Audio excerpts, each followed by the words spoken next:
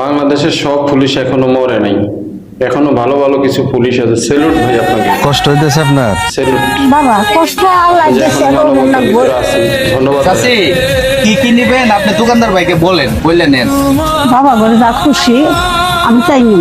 বাবা রাজা আচ্ছা দেন তো ভাই, চাউল দেন, পেঁয়াজ দেন, আলু দেন, বেগুন দেন।